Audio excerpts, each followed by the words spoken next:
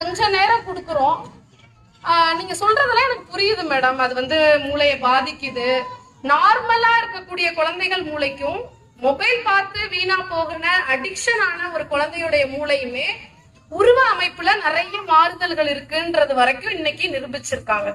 So எப்படிதான் அந்த அடிக்ஷனை நாங்க நிறுத்துறது மேடம் அப்படின்னா, எப்பயுமே குழந்தைகள்கிட்ட நம்ம ஒரு பிஹேவியர் வரணும்னு நம்ம எதிர்பார்க்கிறோம் அப்படின்னா அதை முதல்ல நம்ம வர வச்சுக்கணும்.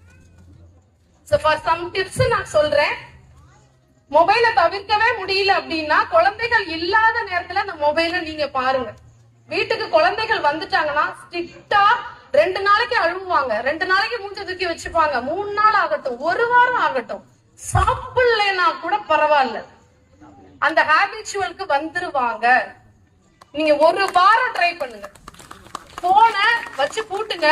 இல்லைன்னா சிம் கார்டை எடுத்து நீங்க இந்த பழைய நோக்கியா மொபைல் விற்கும்